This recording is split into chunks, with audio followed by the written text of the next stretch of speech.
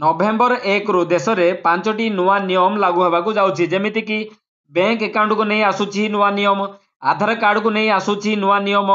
Credit card को नहीं आसूची नुआ नियम एवं गैस सिलिंडर को नहीं मध्य आसूची नुआ नियम। तेज आसन देखा कौन सब अच्छी यही इंपोर्टेंट नुआ नियम ये 5टी नुआ नियम कौन अच्छी तेज आगू को आलोचना करवा।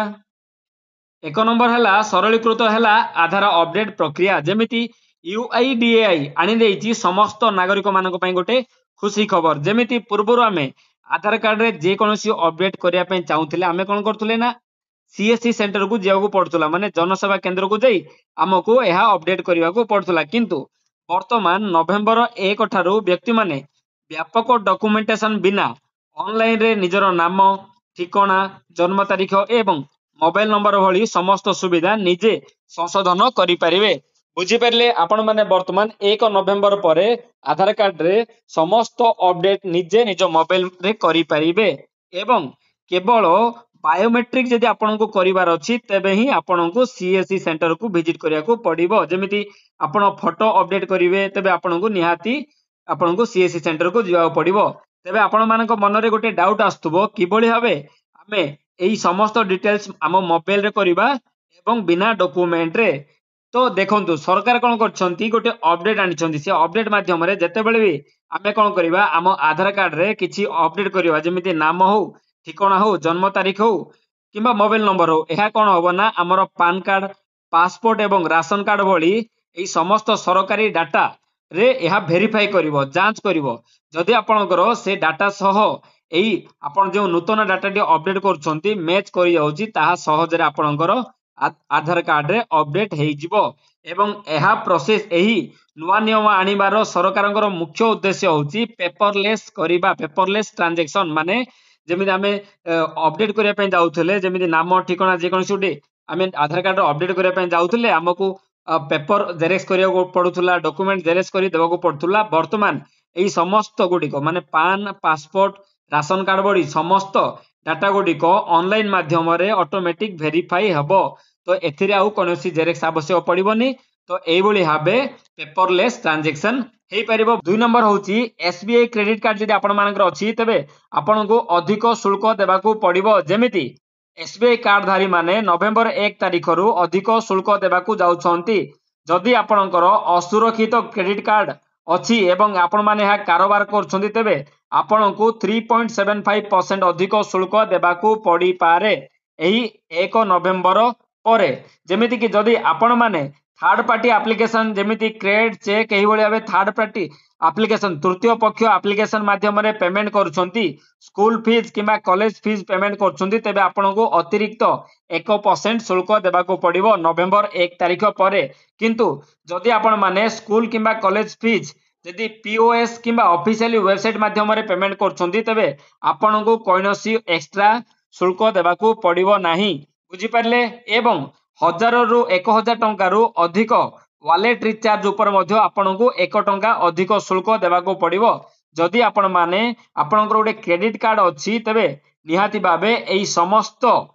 नुआ नियम उपरे आपण माने ध्यान दियंतु कहीं ना आपण को अधिक शुल्क देवाको पड़िबो जदि एई समस्त ट्रांजैक्शन आपण माने करूछंती। बुझी पारले तेबे देखंतु 3 नंबर होची बैंक अकाउंट नॉमिनी नियम रे संशोधन यह गोटे इंपोर्टेंट नियम भलो करिछंती सरकार एही संशोधन करी भलो करिछंती कौन भलो तेबे आसन देखिबा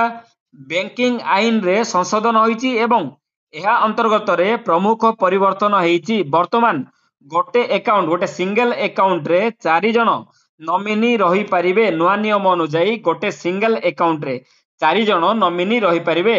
तेबे देखंतु जेमिति कि ए हला गोटे देखंतु आपन को बुझौछु सीट माध्यम रे एही एहा होचंदी गोटे व्यक्ति ए आंको नाम रे गोटे अकाउंट अच्छी तेबे ए कौन कले ना प्रथम आगुर कौन थिला ए व्यक्तिंकर जदि गोटे खाता अच्छी तेबे से माने गोटे ही नॉमिनी रखि पारुथुले यह नियम थिला किंतु वर्तमान ए नियम रे परिवर्तन होईची एवं ए कौन करिवे 4 जन नॉमिनी रखि परिबे जेमिति 1 2 3 4 4 जन नॉमिनी रखि परिबे। तो एही केस रे देखंतु कौन लिखाई ना देखंतु जदि प्राथमिक मनोनीत व्यक्ति उपलब्ध न थांती तेबे तांकर अंश